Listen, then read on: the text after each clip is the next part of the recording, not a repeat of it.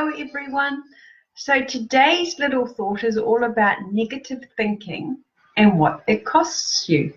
And so as usual, let me explain to you my brilliant life, because I think that I've managed to achieve and create and exist and have a life that's a bit extraordinary for somebody such as myself, because as a younger professional, I flew all around the world deploying software, working for a multitude of companies, interacting multiculturally across all countries with a number of different people, and as a result have had many experiences.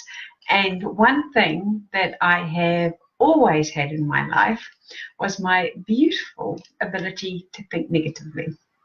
And I have used that power in such ways that when I think back, I just am shocked, am horrified, because when I say negative thinking, I don't just mean negative as in the cup is half empty. That's really not what I mean.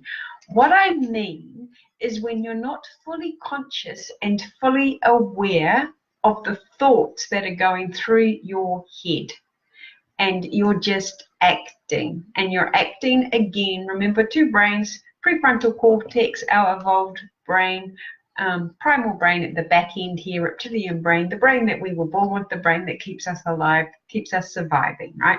And so typically when you're unconscious, you're just repeating the patterns, you're just repeating your routines, you're repeating what you know, what you learned.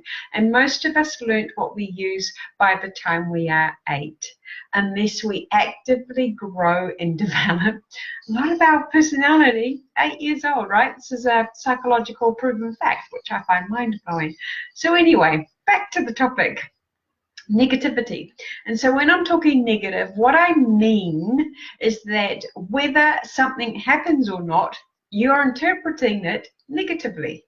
And so let me give you an example, another example. Because of my ability to manage multiple projects all at the same time and work across continents and also work across many different teams, I would often create stories in my head about a person or a circumstance or a company or a manager or whatever the hell it was, a boyfriend, a horse, whatever, that hadn't actually happened.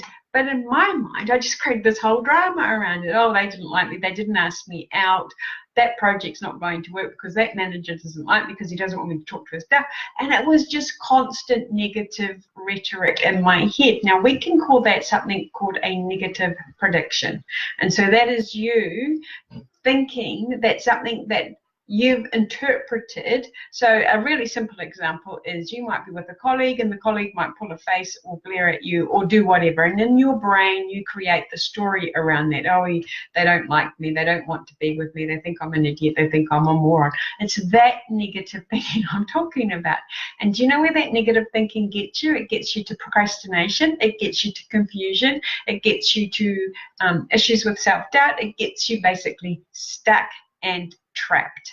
And if you are not very careful, i.e. like I was not, and if you're not very mindful, i.e. like I was not, you can spend 10, 20 years in this cycle, and it is absolutely unnecessary. It wasn't necessary.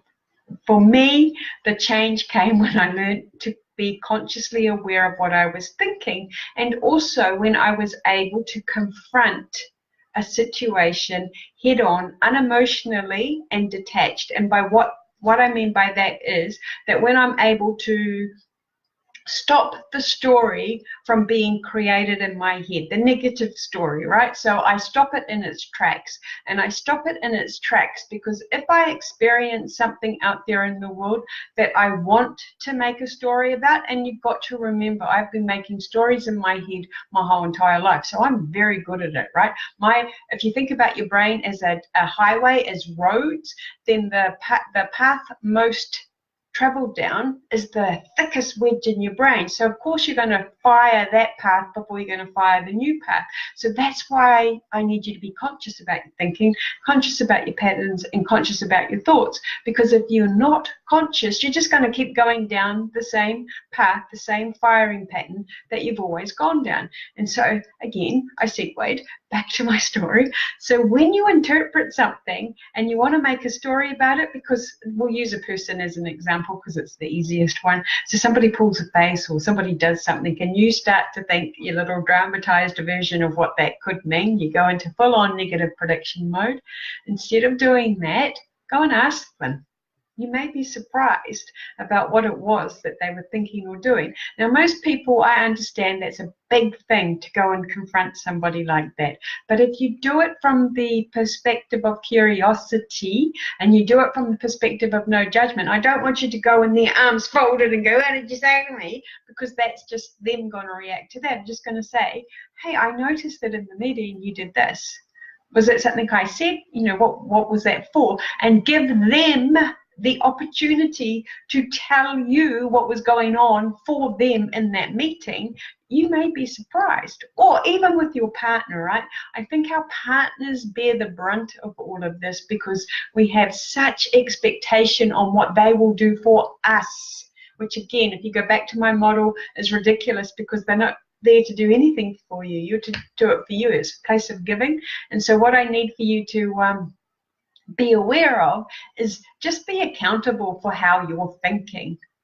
If you start to find yourself in a negative prediction pattern, i.e. you're starting to think negatively about a circumstance or an event, breathe, because remember, breathing's important because it's what triggers our bodies, the sympathetic nervous system to the empathetic nervous system. Sorry, I got that wrong, but I'm sure you know what I mean. You need to slow your breathing down. You need to slow the way you're interacting down. You don't go in there, hustle, full guns blazing, going, what the hell does that mean? Because that just does not work, right? So, when you're in doubt, when you're predicting a negative future, when things are going a bit awry, don't stay in your head. Calm yourself down, get clear, and then go and ask whatever it is that's upset you or created this thought pattern in your brain. Go and ask them what they meant. You will be surprised. I promise you this. Anyway, if you find that of value, if you find anything in here that you think, oh, I know that they would benefit from that, please like, share, comment, get involved with me, make me know that I'm not here on my own. That would be really good because my goal here is to really help you guys not lead a life that I led for many, many years because it was just such a wasted life. If I'd had the tools that I have now, quite a number of years ago, oh wow, what could I have done? What could I have achieved? Now it's no problem because I'm doing it all now. However, I could have saved myself a bunch of time, and that's what I want from you, and that's why I'm here teaching. That's why I'm here sharing, because at the end of the day, when you can learn from somebody who's been through it, you save hours and hours and hours of time, right? You just save time, and that's what we're all about here. Saving time, saving energy, saving emotion, getting clear, getting wisdom, getting clarity, and creating that life that you know you really, really want. So I hope that was of use, and as I say, please share, please like, please join in. That would be most appreciated. Thank you. Have a